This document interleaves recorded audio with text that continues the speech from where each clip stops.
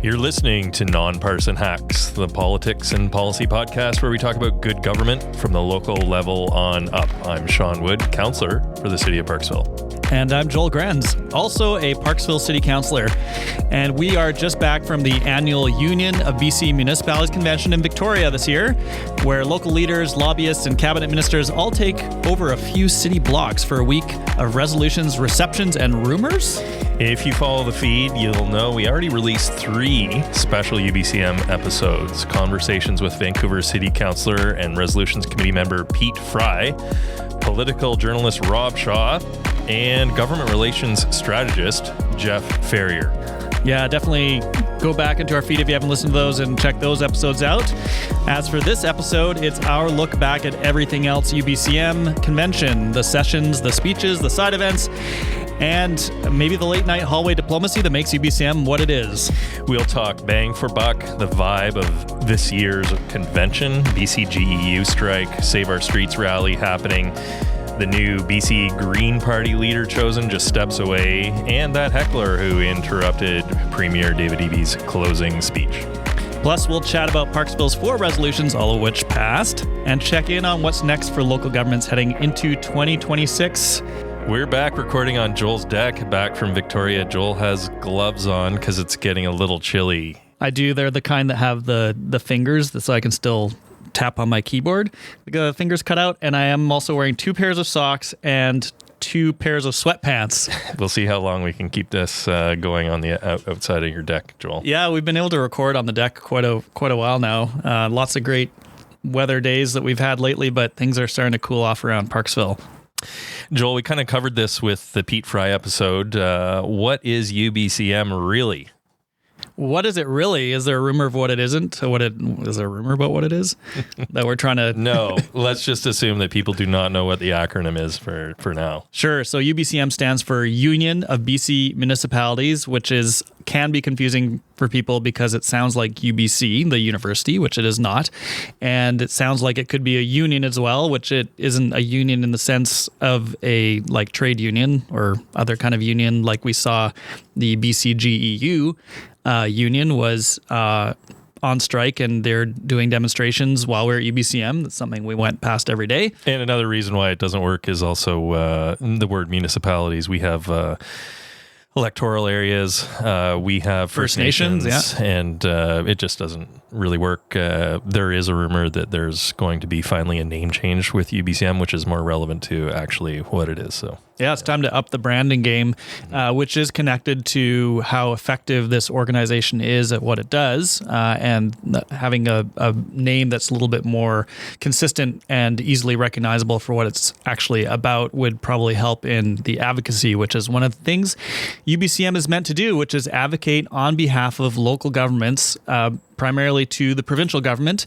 And this annual convention is kind of a big deal. One of our episodes, we were talking about it sort of being the Super Bowl of advocacy. It's where so many people from across the province get together every year to have opportunities to connect with their counterparts, as well as provincial ministers, maybe the premier, maybe provincial staff, and also a whole bunch of people that all work or have organizations that are involved in local and provincial government. Yeah, and we're talking about the convention here, which was last week in Victoria, but UBCM itself is a group of all those local governments, and united we stand, kind of divided we fall.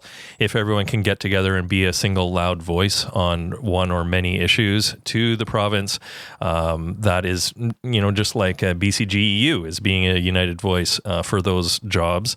Local governments get together, and that's the organization that represents and local governments are members of, to advocate to the province in one single unified voice. And so we go over resolutions at the convention every year, but there's a lot of work that UBCM does throughout the rest of the year. There's just a lot of talk about it right now because it's the convention, which is once a year, usually in Victoria or Vancouver. Yeah, it's a great opportunity to really focus in on local issues from the provincial perspective. There's a lot of media around what's going on with that. There's a lot of publicity, and not just with the government type people, but also with organizations that want to get their policies in front of local and provincial government. And it's a crazy week. Like, it's super busy. There's so much stuff going on all the time, nonstop. And this year's week was extra, I feel like, busy, even though it was in Victoria instead of Vancouver. I feel like the Vancouver one is a bit bigger. There are more people at the Vancouver ones that I've been to. But because it was in Victoria, and because there was actually quite a bit of provincial news going on while we were there, it made it for an even extra busy and interesting week. And we'll probably get into that in a little bit. But I think one of the things we should maybe turn to is what the value is, like our own perspective, local government. What do you have to say on that? Yeah, I mean, part of our strategic plan, Joel, that we walked through with council at the beginning of our term, we go through a few different items to make sure that we made those part of our strategic plan, and advocacy was a very big one. And the reason that is because we are kind of dictated to by the province. We want to make sure that we can be a voice for Parksville to the province. As you know, local governments are a child of the provincial government. Advocacy is a huge part of it. And throughout our term, there has been a variety of issues that pop up, whether it's Airbnb for Resort Road or any number of issues that we want to make sure that we have a loud voice. Yeah, doctors, healthcare, infrastructure. Mm-hmm. There's so many things that really intersect with different levels of government that we don't really have much say in or control over. So that's where advocacy is super critical. And that's why we put it in our strategic plan. And we recognize that there's only so much we can do in our lane, but we still can do a lot to advocate to those that are actually in that lane of whatever the issue is. And so we can take advantage of the fact that we do have a voice as local government officials. We do have a voice on behalf of our community. And when we speak, we can advocate in a way that maybe other organizations or groups or individuals can't do. We can do it on behalf of the people in our community.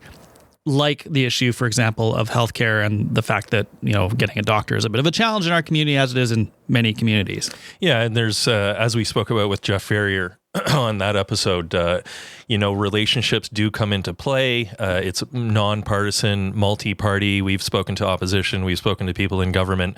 And how each party looks at those issues helps. And that was also spoken about in the Jeff Ferrier Framing episode. Framing the point.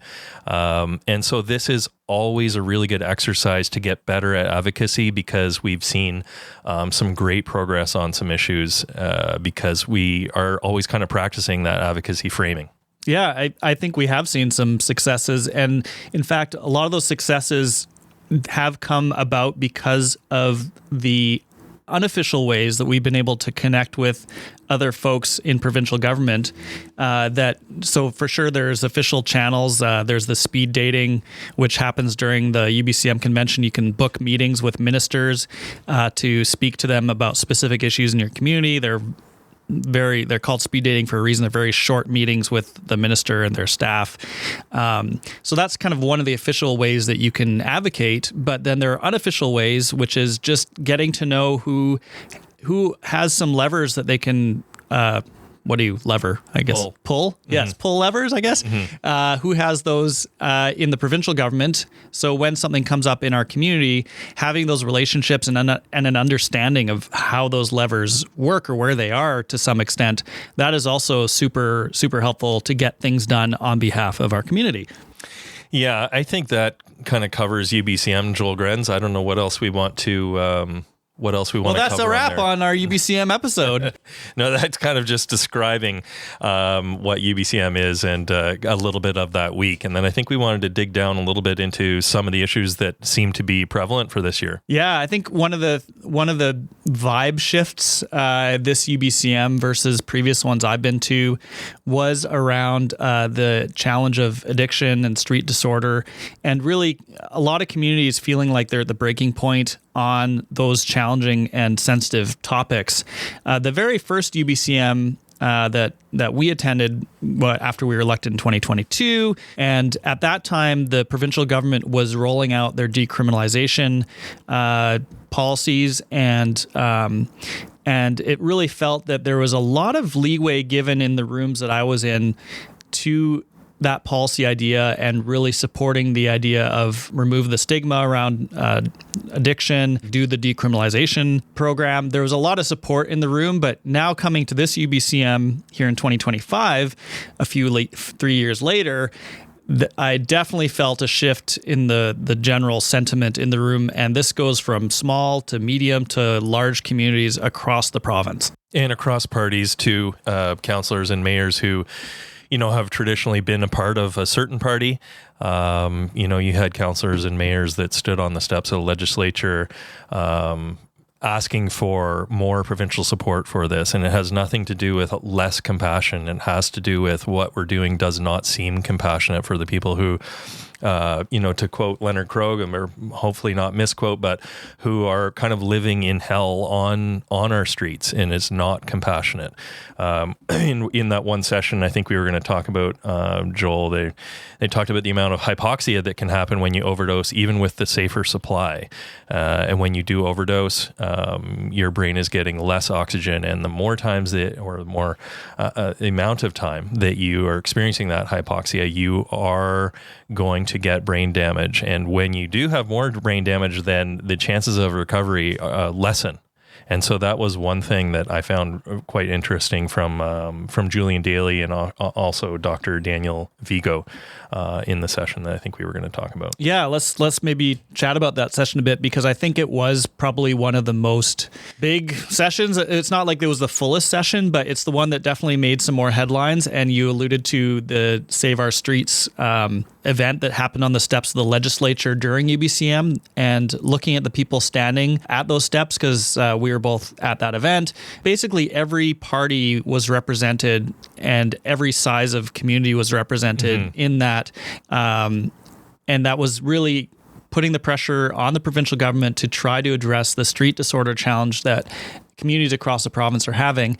And then the session sort of connected with that. Some of the same people that spoke at the Save Our Streets event, I don't know what you call it, were also panelists at the Street Disorder Balancing Compassion, Accountability, and Public Safety session that happened at UBCM.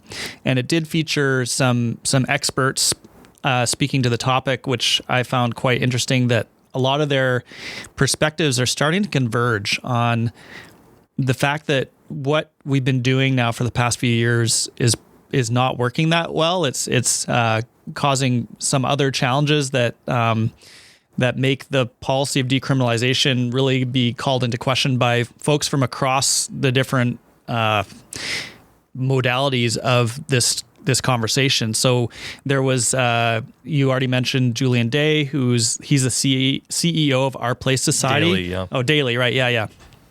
Our Place Society, which is a Victoria outreach service that provides a lot of services to folks that are living on the street or are suffering from addiction and mental health challenges, but also a Dr. Daniel Vigo, who's a provincial advisor on this. It's called Psychiatry, Toxic Drugs, and Concurrent Disorders, but he's also, I believe, a UBC professor. And then there was an interesting point made by the BC Crown Council Association President Adam, I'm not going to pronounce this, Dalrymple. He had some very interesting points around the challenges of not having enough Crown Counsel across BC to even bring these cases forward. So that's a huge challenge right there and a huge bottleneck. And then we also had the interim CEO of the BC Chamber of Commerce, as well as several councillors and mayors from across the province who participated in the panel. On the BC Crown Council, we were kind of talking about mental health and addictions, but I think what BC Crown Council was specifically talking about is kind of repeat offenders or repeat violent offenders, that it's a bit more of a bail reform and being able to process everything through the courts.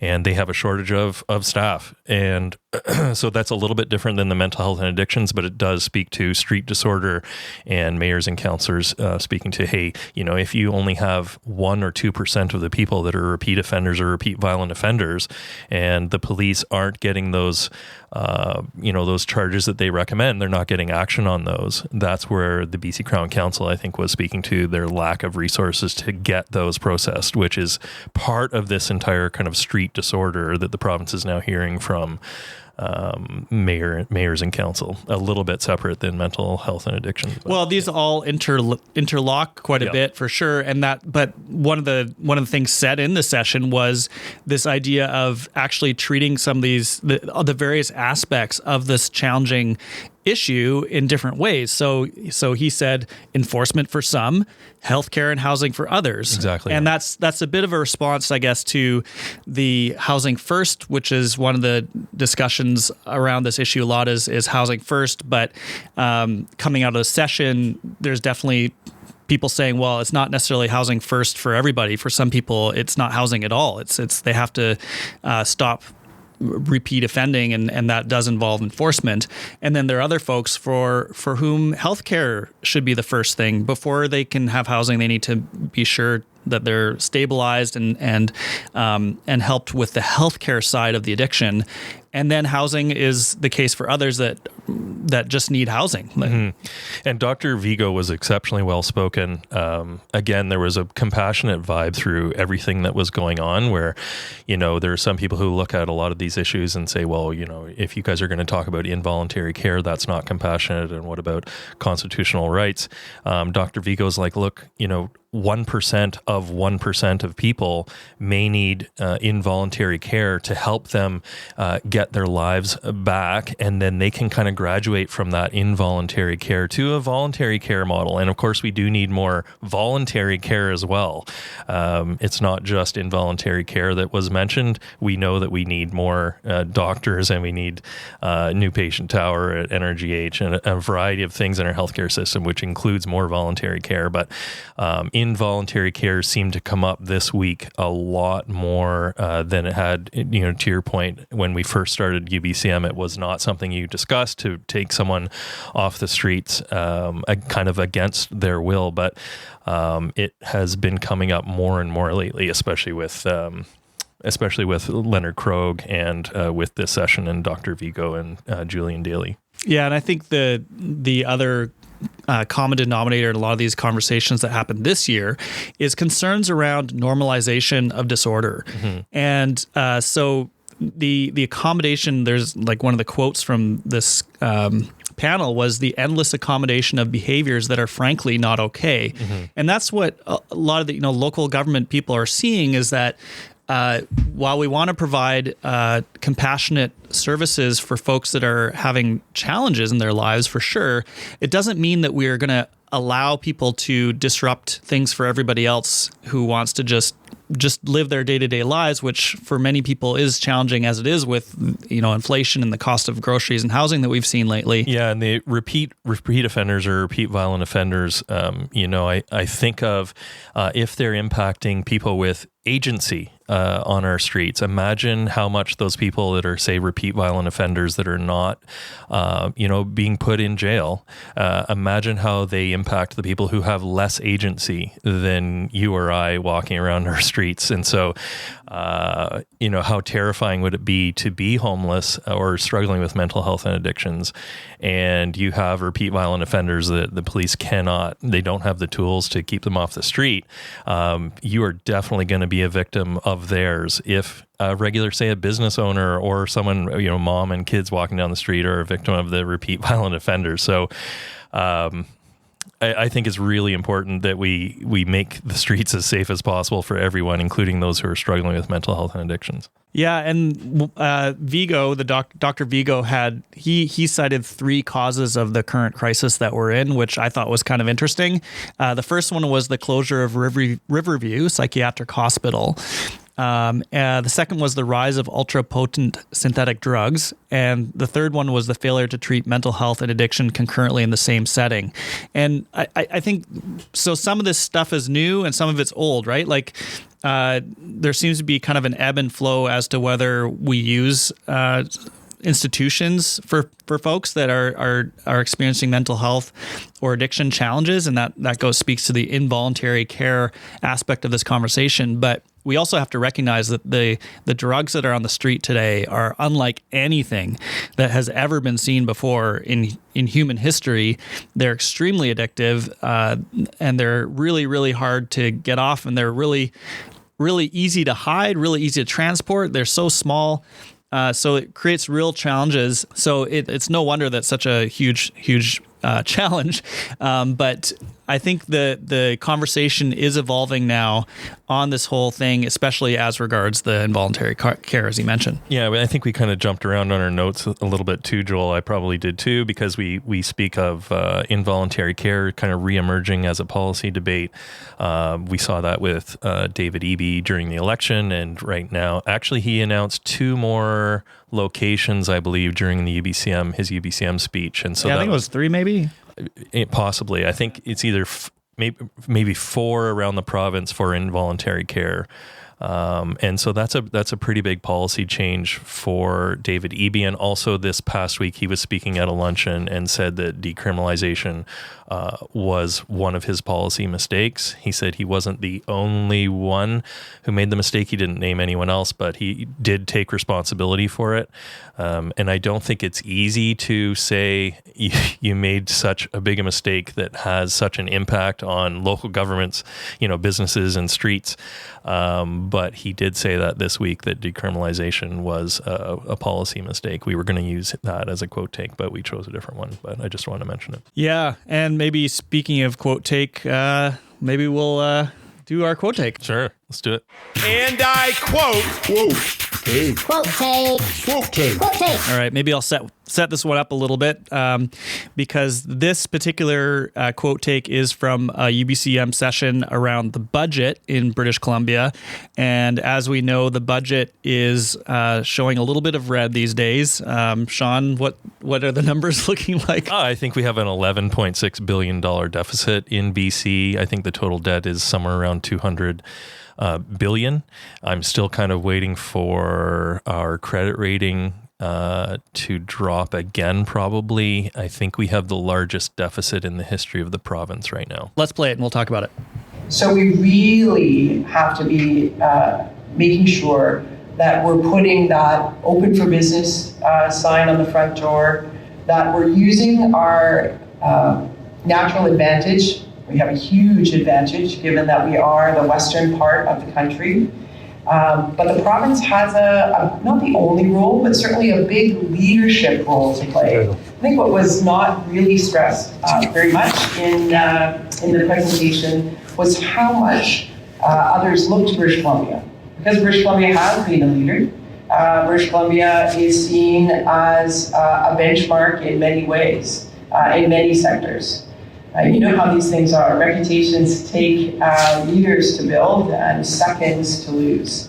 And so while there's some concerning signs, for sure, on the fact that expenses are growing faster than revenue, the fact that we are entering a period of higher cost of credit, the bigger issue for me is not where we find ourselves today, but really how we lean in for the future. And the province, I think, has a big role to play in setting an agenda that's clear, that is measurable, that is transparent, and that communities and businesses can get behind with confidence.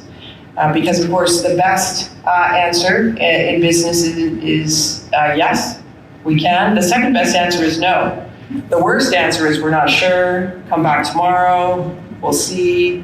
That can have a devastating effect on our ability to attract and maintain the capital that we're going to need to continue to diversify and stay competitive.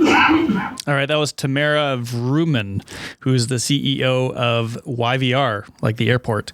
And she was speaking as part of a plenary session around the economy and deficit that also featured the Finance Minister Brenda Bailey, National Bank strategist Warren Lovely, and BCBC's David Williams. So, Sean, what are your takes on that quote? Joel Grenz, here we are on nonpartisan hacks, and the way I look at parties in general is that one party might want all the services, but is struggling to figure out how to pay for them.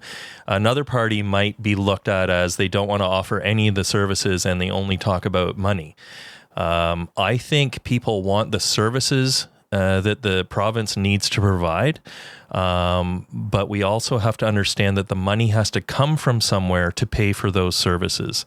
And so when you hear, us talking about finances and a huge deficit that the province has, a record-setting deficit, what that means is you're going to see less services, even though the party in government right now is typically the one who wants to provide those services. And so business is what pays for things. My wife's a registered nurse. She gets paid by the province. The province doesn't make money. It gets taxes submitted to it, and that's how her salary is paid, and she provides a service as a registered nurse. We need the businesses to provide the revenue in the private sector so that you can pay the public sector employees. And I think there are some people out there who think there's money elsewhere to be found besides business, but that is how we pay for the services. So ideally, you have a very healthy business sector that provides the revenue to the province so that the province can provide the services that we all know it needs to provide. So that's my rant on that one, Joel Grenz. Yeah, rant, hashtag rant. And I think the other thing to really take out of what that quote speaks to is for businesses to invest, they need to see a stable investment environment. But it's not just businesses, it's also individuals. So we have seen recently, the latest numbers, I think about 70,000 people left BC. I think it was last quarter, whatever the number was. But that speaks to the fact that people are concerned about the stability of the environment, not just as a business investing here, which absolutely is part of it, but also for individuals. Like if you're going to be buying a home in BC or starting a business or starting a job, starting a family, any of those things, you want to know that there's some predictability, some stability moving forward, that you have an idea of where the province is headed. And if the rules of the game get changed too frequently, you're like, well, I'm taking my game pieces out of here and I'm going somewhere where I think things are going to be a little bit more predictable. And that's where she's saying, the best answer is yes. The worst answer is we don't know, or let me get back to you. And I'm going to add another one to that, is the answer of this is it today, but then tomorrow it's something totally the opposite. And I think if you look at a number of the provincial policies that we've seen over our now 3 years on council, the province has definitely done some pretty dramatic policy changes. Certainly decriminalization is one of them. And that speaks to, I'm sure everyone has seen news reports of, local store owners who are closing up shop because they just can't deal with the constant breakage of windows and all the challenges around the street disorder aspect. So there's that. But then there's also things around the housing policies that the government has brought out, quite dramatic, and certainly you can applaud them for doing some dramatic and drastic moves in order to provide housing affordability.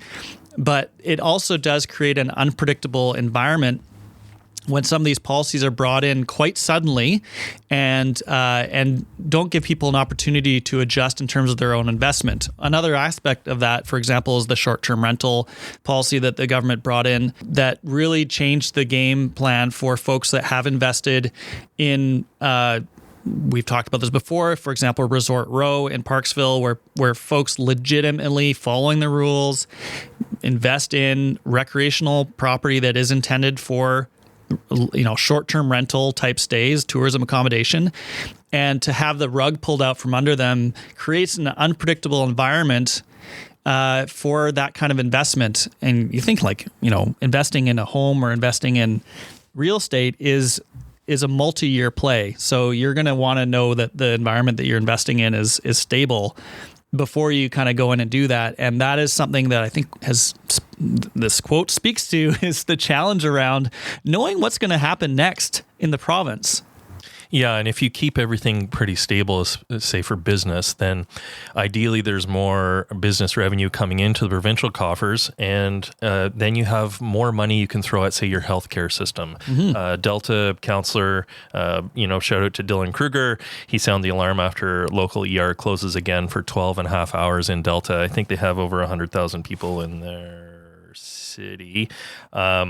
And so when ERs are closing and there's a lack of doctors, and say your unattached patient list for doctors is growing, thankfully here it's getting a bit smaller, I think. Yeah, in our community, in Oceanside. But, that stability that we used to see in our healthcare system, maybe wait times for surgeries, ERs closing, et cetera, that is also instability where, hey, how is it in Alberta? How is it in Ontario? Maybe it's better for me to take my family there. And so all that instability is not great for revenue for the province, so they can spend the money and keep the services up.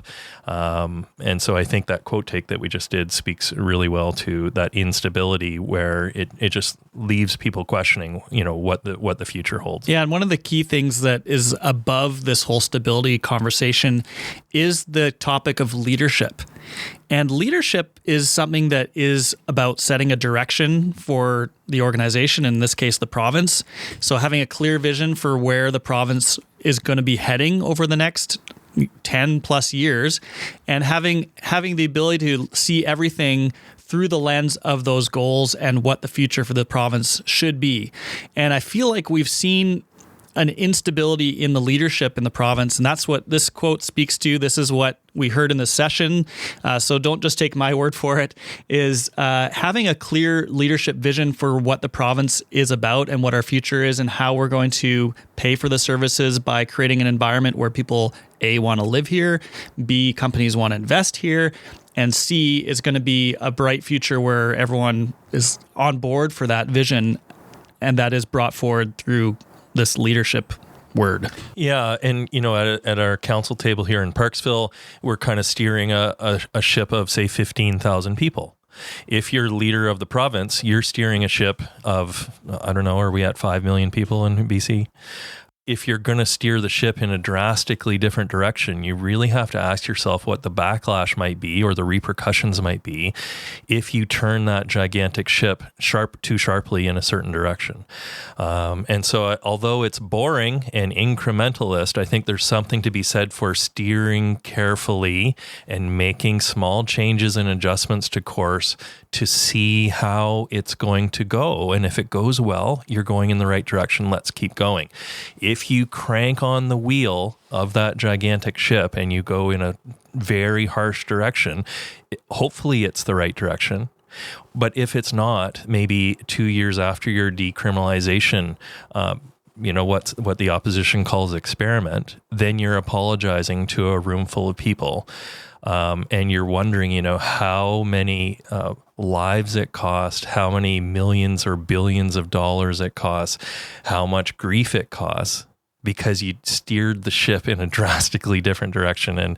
And Premier, if you're listening, we'd still love to have you on. I don't really, mean to come down hard on you. I think it takes a lot of courage to admit your mistake and go in a different direction. So I do want to add that caveat. Yeah, absolutely. I mean, better to adjust and apologize and do better next time than really dig down and continue going with the bad policy. Double down, yeah. Yeah, I don't want to double down on things that aren't working. I'm the phrase for sure. guy, apparently. Yeah, phrase guy. Yeah, I don't know how I turned into the phrase. All right, well, I think that kind of covers the quote take. There are a bunch of interesting things that happened at UBCM, and I think we touched on a few of them, but let's kind of go for a bit of a grab bag now of some of the other highlights and convention interesting things that stuck out for you, Sean. Sure. I mean, Joel Grenz, it was great to be down there, and you and I did 3 different podcast episodes with 3 different guests.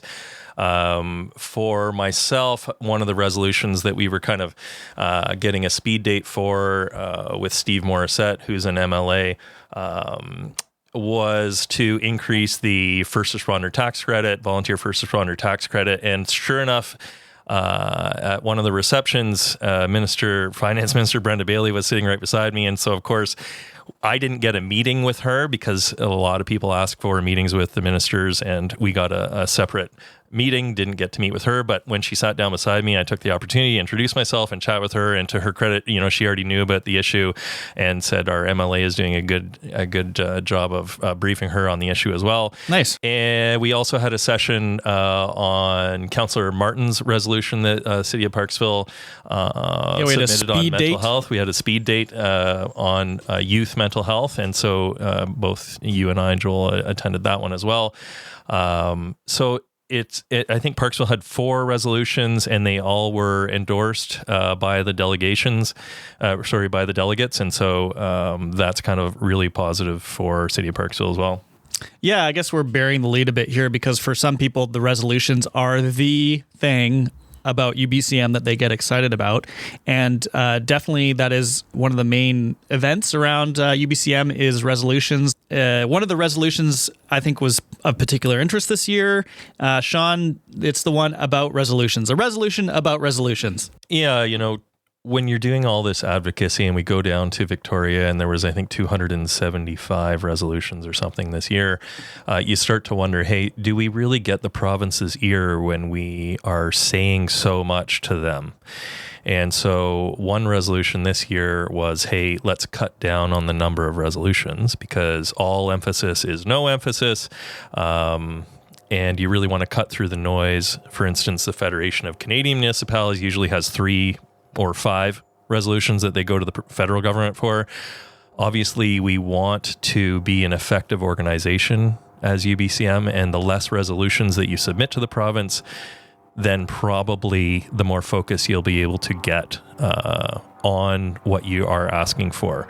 And so this resolution, I don't have it in front of me, but what it really does is just try to cut down the number of resolutions that they bring to the convention and that, of course, that we will submit to the province. Yeah, and that way the voice becomes louder around the smaller group of resolutions. So it'll be interesting to see how that progresses.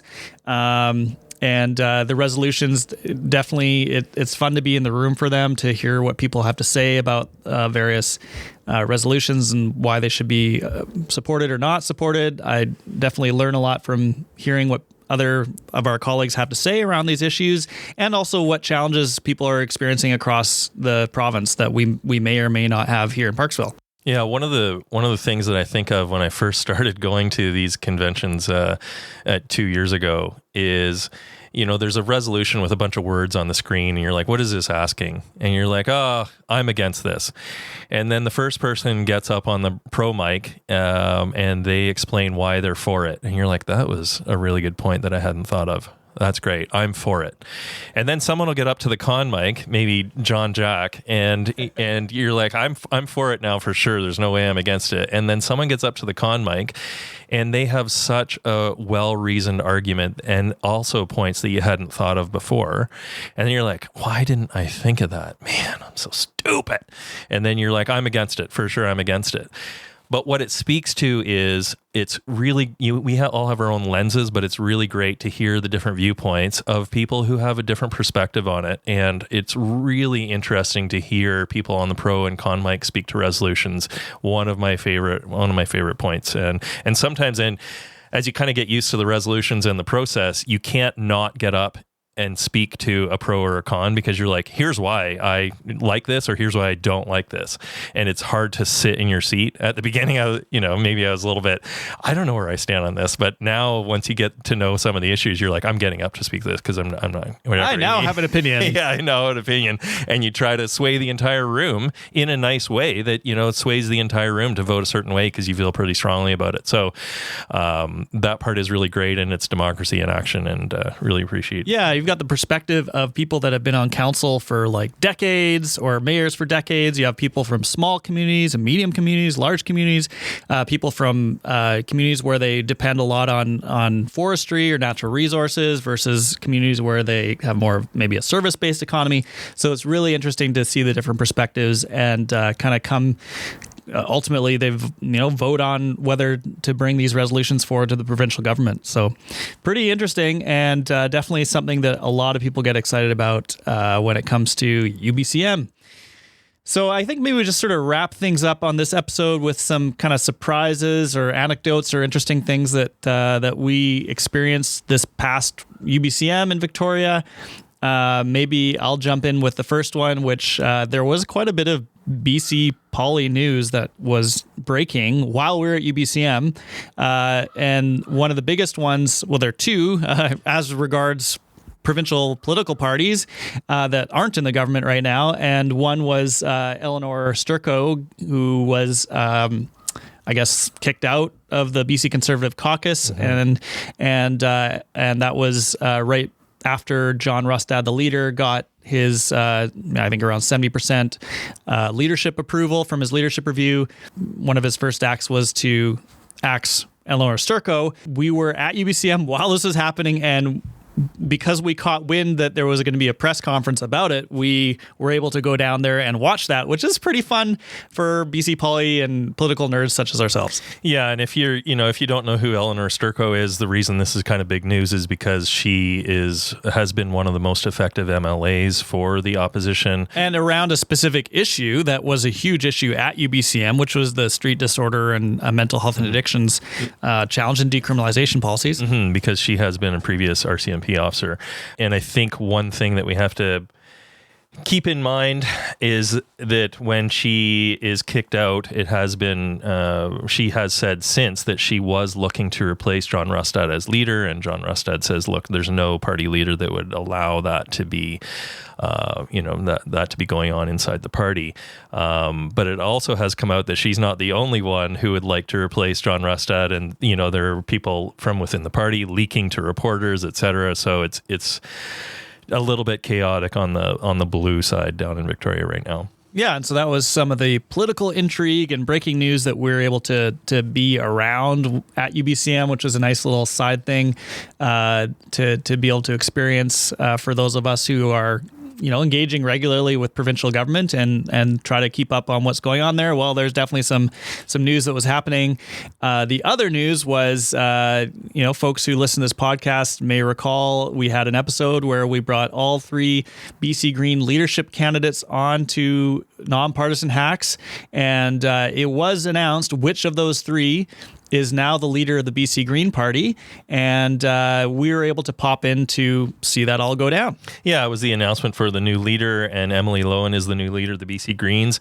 It'll be interesting to see how, and good for her because she just turned 25 and she's the provincial party leader. It'll be interesting to see how she kind of brings her leadership policies in line with the two MLAs that are elected down in Victoria, and so we'll keep an eye on that one. Yeah, and the day after she was announced as leader, she delivered an address to UBCM, which is what the leaders of each party that has MLAs in the legislature, they all do a speech at UBCM. And her speech was in front of a full house, a full room of local government folks who are pretty comfortable speaking into a microphone, and she delivered an address as a 25-year-old, just newly elected BC Green leader. And hats off to her. I think she did a great job considering, how far she's come in a short period of time. And I also was able to kind of listen in as she did her first press scrum after that speech. So that's kind of a fun thing to see as well. Reporters shooting questions at her during that scrum. Emily, thanks for being on the show, of course, before, and maybe we'll have to do a follow-up in 6 months or so and see how things are going with you. Yeah, there we go. Speaking of leaders' speeches, maybe the kind of like culminating event of UBCM is a speech by the Premier, and David Eby did deliver an address to UBCM on the final morning of the conference. Sean, thoughts on that one? Yeah, I mean, one of the cool things about UBCM, and we're kind of speaking about the organization in general, is that it's a strong enough voice that party leaders do show up and speak. For Emily Lowen, it was kind of like an open, whoever the BC Greens leader is at the time, this is their time slot, and sure enough, it was Emily. For David Eby, I believe he had a standing ovation when he walked up, and then there was some discussion on, say, CKNW, whether or not it was kind of in respect for the office, in respect respect for. He doesn't have an easy job, or it was for Premier Eby himself. And he, what were some of the big announcements? There wasn't anything really groundbreaking. I believe he announced 2 new involuntary care sites was part of that speech, and I'm not sure if you remember any other major announcements he made. Yeah, sometimes the leader of the premier does drop some big announcements at UBCM, and this year was probably not the biggest announcements, but you could definitely tell, like, he brought up a lot the fact that, you know, he's using his words, BC's in the middle of a trade war, and explaining that the impact that has on BC's budget. So that was one of the major aspects. I think another cool thing that David Eby has been doing every year. I don't know if this happens every premier, but he did take questions from the audience, which the questions that come from local government folks, I think, are probably some of the harder ones that you would be taking as a premier. So definitely great to have him doing that. And there was kind of a fun thing. I don't know if fun is the word, but, you know, unexpected thing in the middle of his speech. We had a heckler at UBCM, which I don't think, make the news, but that was interesting to be in the room for. The heckler was hoping, I think, to get a mass walkout on the speech, but no one was really taking the heckler up on that idea, because we actually did want to hear what the premier has to say. Yeah. I wanted to mention Joel Grenz. Trish Mandewo has been the UBCM president for the past 2 years, even though the terms are typically only 1, but just because of how elections worked out. And I want to shout out, thank you so much to Trish for being an amazing president for UBCM over the past 2 years. And also a congratulations out to Councillor Corey Ramsay, who is our new UBCM president, Joel Grenz. Yeah, from Prince George, right? And so another, I guess, Premier Eby was suggesting that the next UBCM convention be in Prince George. So we'll see if that actually happens. I don't know if they can accommodate. Yeah, sometimes you can kind of tell right away if someone knows all the details about their recommendation. And UBCM is so big that, to my understanding, there's really only 2 cities that can handle the amount of visitors and the amount of hotel beds needed for the convention. And right now that's Vancouver and Victoria. It used to be Whistler. I don't believe Whistler has the convention space anymore, and I'm quite sure the city of Prince George doesn't either, although UBCM convention committee would love to spread it around. Really start to run into some just capacity issues. Well, I think that's probably a good place to leave off our UBCM wrap-up episode for 2025 convention. And yeah, all in all, I think it was another great year. I really enjoyed learning a ton, connecting with folks from across the province. They're people that I see now every year, and I've learned a lot from being able to chat with them in an informal sort of setting, as well as learning in the formal sessions. Yeah, and we really try to bring back advocacy that is bang for the buck for the city of Parksville, and most elected officials, I think, try to do that as well. Yeah, absolutely. Well, if you haven't yet, I definitely recommend you check out our 3 special UBCM convention episodes that we recorded at UBCM. There's a lot of background noise because there's the hustle and bustle of people at UBCM during these episodes, but we had Pete Fry, Rob Shaw, and Jeff Ferrier on. I want to thank the 3 of them again for coming on. It was great. We learned a lot from having them. And we really need everyone to like and subscribe to Nonpartisan Hacks. It really helps us out. We appreciate all the feedback that we're getting. People are really loving it, and they're learning a lot, and that's so great to hear. Yeah, definitely. If you can provide your feedback, we always love to hear from folks.